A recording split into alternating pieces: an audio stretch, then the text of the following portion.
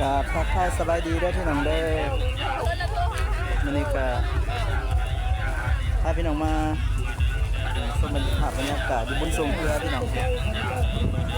งานบนทรงเรืออยู่บ้านดงเห็นเมืองสว่างทองแขวงสวรรณเขตพี่น้องมัน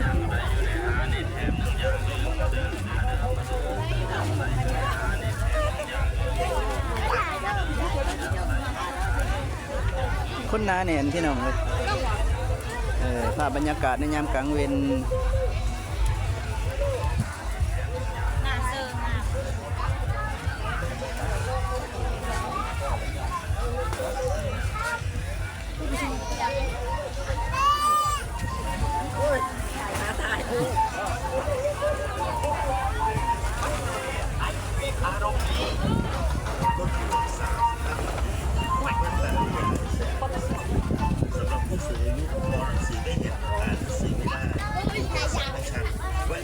เราชมภาพบรรยากาศพี่น้องทุกคนน่าแน่นพี่น้องมาเดี๋ยวมาชมมาซื้อสิ่งของมาเที่ยวงานบุญทรงเพื่ออยู่บ้านดงเห็นพี่น้องเมื่อนี้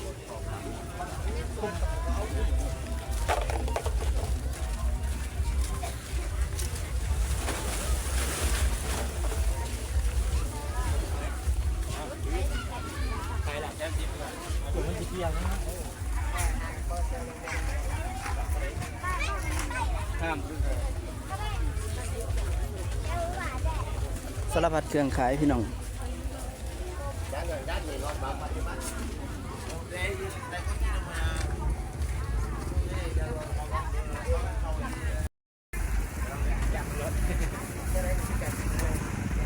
บรรยากาศในงานบุญสวงเรือเลยอยู่ที่บ้านดงเห็นมหาสารคาม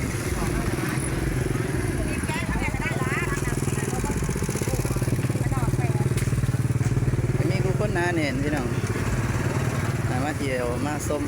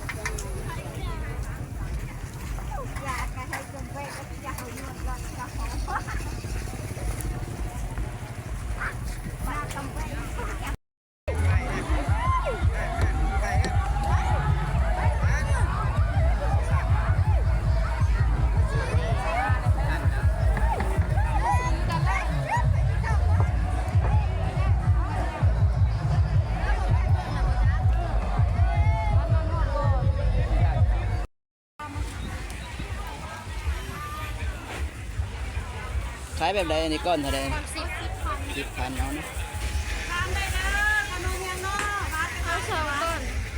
บริเวณเรียนเชิญแทนเป็นเข้าช่วงหลักคนนะครับเอาถ้าจุดบอลลูกเกี่ยวข้องกับทำไมต้องได้เจ็บใจชุดใจจอทั้งผู้สมบูรณ์เสียก็ดีวิทยาถือว่านี้ก็ดีที่เป็นการแข่งขันเพื่อระหว่าง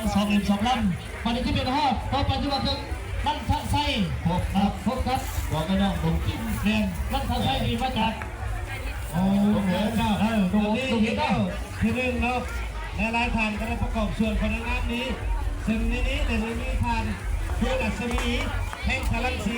หัวหน้าช่วยสาตะกอนแข่งสวัสดิ์เทพถึงได้ประกอบชวนผู้ทำขออนุญาตผู้ว่าครั้งนี้จะมุ่งกันอยู่3 ล้านกีบอยากกระชับขอเจ้าขออนุญาตเรียนเชิญทักทานผู้ลักษมีแห่งพลังสีเด้อหัวหน้าช่วยสาตะกอนแข่งให้เกียรติคุณโลก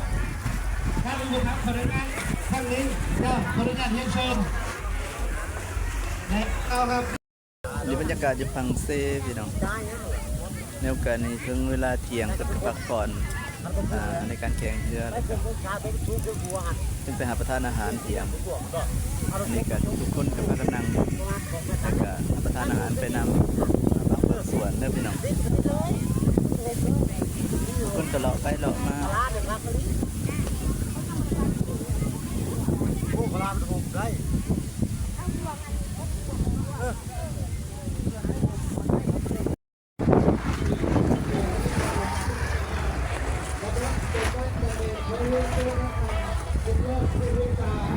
เราไปเรามาก็ซื้อเครื่องพี่น้องพาลูกมาซื้อเครื่องก่อนซื้อส่งซื้อเสือ